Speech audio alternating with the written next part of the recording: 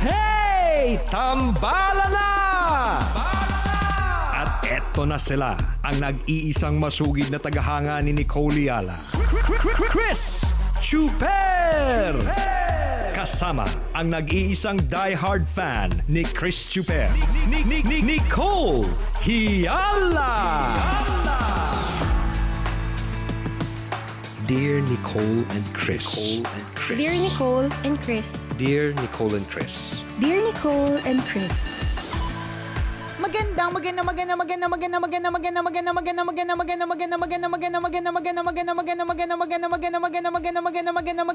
morning!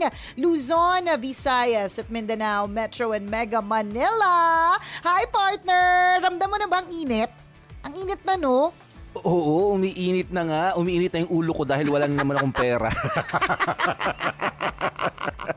Ramdam ng mga tao dito sa bahay na mainit lagi yung ulo ko. Siguro ang temperature niya lagi, partner, 39, 40. Oo nga. Kaya nga hindi ako lumalabas. Kasi pag lumabas ako, ibig sabihin nun, may pupuntahan ako. At pag may pupuntahan ako, ibig sabihin, papasok ako ng establishment. Hindi ako pumapasok kasi iisipin nila ang taas ng temperatura ko. Baka mapagkamalan ako. Diba? Kaya I'd rather stay at home. Dito ko na lang binubuhos yung init ng ulo ko. Partner, kasi nga 39 yung body temperature ko. Umaakit hanggang sa ulo. Partner, naiintindihan kita. Gets na gets kita kasi 10 days pa bago yung sweldo. Ang hirap. Oo kaya. Apakahirap, gracious. Sino ba namang hindi init ang ulo? Sino Pero ba dito to, naman? naniniwala ako, mainit talaga, partner.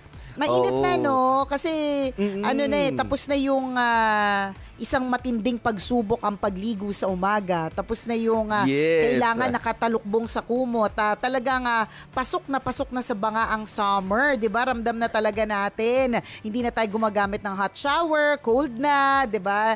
Yung mga ganun, tsaka ang hirap na sa labas. Talagang masakit na talaga sa balat. Hindi lang yun, partner. Mag-1 year na rin pala talaga, no? Mag-1 year na rin pala na nakapag-adjust na din tayo kahit papaano dito sa setup na ito. Meron nga ako realization na parang naisip ko, ready na ba ako na bumalik sa normal life? Alam mo yon, yung normal life na Na walang face mask. Pupunta Nasa mall. Hindi, yung mga face mask and face shield, parang feeling ko hindi pa ako ready, i-let go yon. Kasi kailangan pa hanggat nandyan yung virus. Parang yan yung parang basic na protection mo sa sarili mo eh. Kung gusto mo ng helmet na pang motor, pwede din. Pwede Basta naman. importante, wala namang Gusto mo judgment yung sa'yo pang-astronaut, dyan. pwede din eh. Di ba kanya-kanya naman ang trip yan? Wala namang judgment kung yun yung suot mo, di ba? Wali naman, di ba? Pero Oo. ibig lang namin na sabihin, talagang ang nakakalurkay talaga dito is maaaring ang new normal is yung nandiyan pa rin yung face mask, face shield. Wala tayong magagawa, nakakainis, although nakakahina talaga siya ng pangunawa talaga, promise, as hindi mo talaga maintindihan yung kausap mo. Parang hindi pa ako ready mag-adjust dyan na talagang parte yan. Pero ibig ko sabihin, partner, yung really actually going back to work, 'di ba? Yung pupunta na talaga sa opisina, yung bang mga ganun. Kasi medyo, 'di ba, sabi nga natin na nung unang nangyayari 'tong lahat na the beginning is always the hardest. Sa una lang naman siya mahirap, pero eventually Yes. we'll get the hang of it. Tapos ngayon, marami rin kasi ako nakakausap na parang okay na sila sa kanila yung ganitong setup na at anytime kasama nila yung kids nila, at anytime pwede pumunta sa ref, may dudukutin pagkain, 'di ba? Yung mga ganun pa mga Tama. eksena. 'Di ba? Correct. Ako naman, ang namimiss ko talaga pag nag-normalize ang lahat, sasamantalihin kong puntahan talaga yung sinehan. Hindi ko alam kung bakit. Siguro na-miss ko. Ngayon nga, hindi ako updated sa latest movies, hindi ako updated sa mga panoorin. So, feeling ko pag nagbalik na sa normal, tatambay ulit ako sa loob ng sinehan. True. Alam Yun ko, yung wala partner, eh.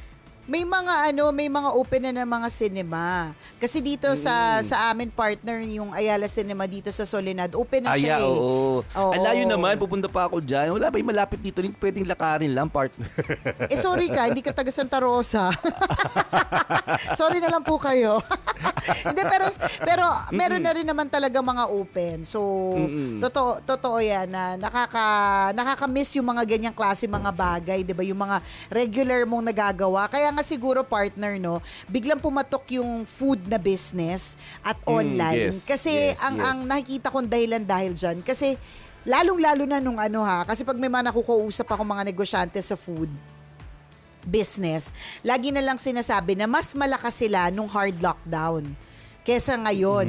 Kasi ngayon, quarantine pa rin naman tayo, pero hindi tayo hard lockdown kasi hindi na kailangan ng quarantine pass, anyone can go out, yung mga adults. Hindi katulad dati, maski yung adults, maski yung hindi senior at hindi bata, hindi rin nakakalabas unless ikaw yung may hawak na quarantine pass, na one quarantine pass per home.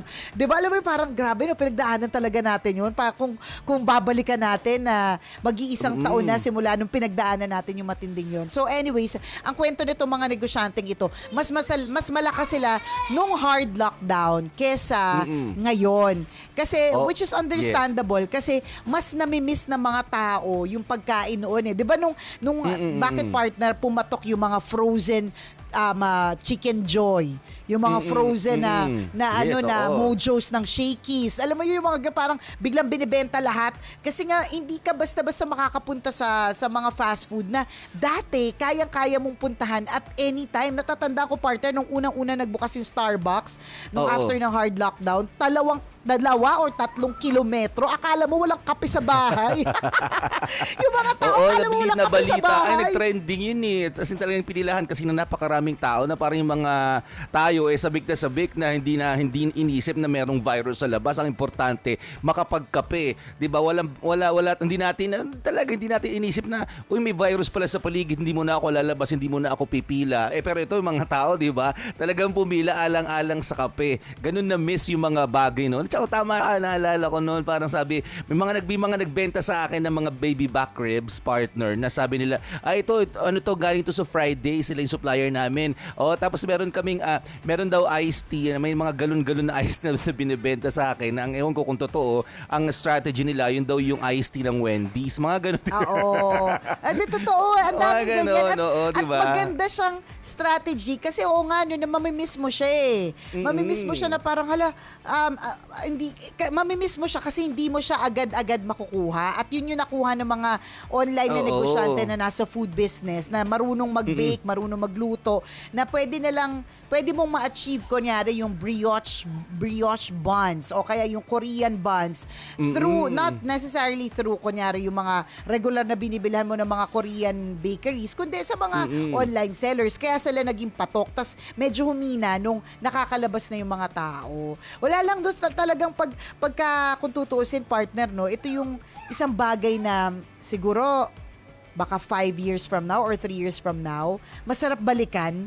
Kasi ngayon, masarap na siyang balikan a year ago eh. 'Di ba? A year ago, ang sarap na balikan yung paano natin na-survive, yung nasa bahay tayo, sanay tayong aligaga, sanay tayong, alam mo yun, yung may mga nunal sa paa eh. Ako parte, may nunal ako sa paa, mga 52 yata to eh. Rampadora talaga ako eh, na parang hindi ko mawari kung paano mo na-survive yung gigising ka tapos wala ka pa masyadong gagawin. Alam mo yun, yung hindi, correct. Kasi hindi pa naman lahat nakapag-adjust yung kanilang work eh.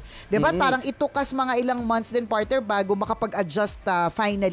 Di ba? Correct. Ako naalala ko talaga, sobrang vivid sa memory ko ngayon. Biglang nag-flashback sa akin kung gaano naging tahimik bigla yung lugar nung sinabing, di ba, nung gabi, sinabing magla-lockdown, walang lalabas ng bahay. And then the following day, nung dumungaw ako sa bintana namin, walang tao, na sobrang tahimik. Di ba? Tas may allowed namang lumabas, pero one per household. Parang ganun yung yung nangyari noon, na parang, ano nangyari bigla sa Maynila? And anong nangyari sa mga tao? Anong nangyayari sa amin sa trabaho? So halong parang overwhelmed ako ng mga pangyayari. At the same time na parang ang dami kong tanong, magkakatrabaho pa ba kami? Tutuloy pa ba namin yung operations namin? Lahat tayo nangangapa noon eh, 'di ba? Naalala ko meron din tayong bagong empleyado doon na sobrang parang takot na takot kasi siya yung bago, hindi pa nag-start. Feeling niya matatanggal na ulit sa trabaho. Yung mga ganung tipo na parang, oo nga no. Yun pala yung pangyayari a year ago. Na parang, correct. Okay, naka 1 year na survive na namin. So feeling ko naman,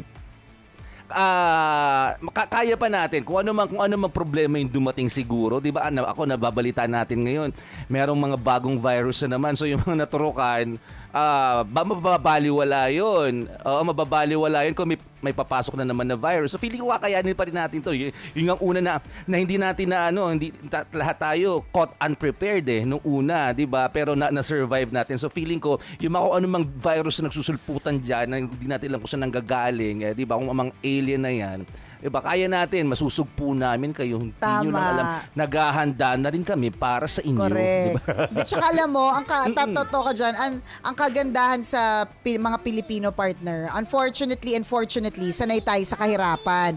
So dahil kasi sanay tayo sa kahirapan, kaya natin mag-adjust. Alam mo, hindi parang mahirap para sa atin. Well, of course, mahirap. Mahirap naman din talaga. Pero, ibig sabihin, medyo sanay tayo sa hikahos life eh. So, ibig sabihin, kaya nating i-survive pa yung mga kung ano pa man yung darating. Pero hopefully, we pray na talagang yung mga variant na yan, mga panakot na lang yan, diba? mga kunyari pampatalino lang, mga ganun.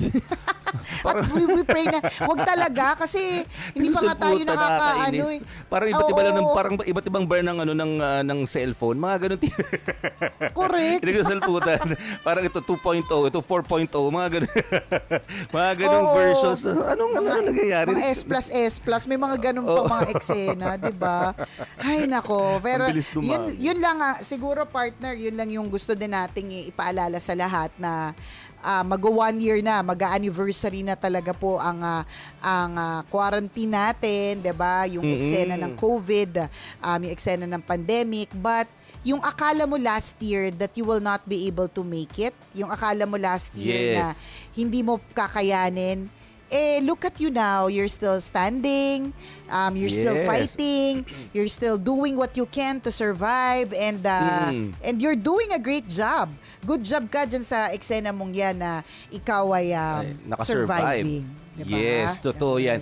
Ako bagay na sobra kong pinagpapasalamat, partner, nitong buong duration ng pandemic, itong panahon na buong panahon na merong virus, yung sabi ko, Lord, salamat, buti walang nagkasakit. Kasi nung panahon na normal pa, partner, 'di ba? Ang mga panahon, ang mga bagay-bagay. Isipin mo, ikaw na-confine, ako na-confine, and base sa pattern, every after 2 years yung eksena ko na nako-confine ako, either magkaroon ako ng sore throat o magkakaroon ako ng ibang sakit o kung anumang lagnat. May mga ganung tipo. Pero ngayon, para magti 3 years na akong hindi ako nilalagnat, hindi nagkakasakit, hindi na-confine, walang sore throat, at walang kung anuman. Sabi ko, ang galing naman ni Lord.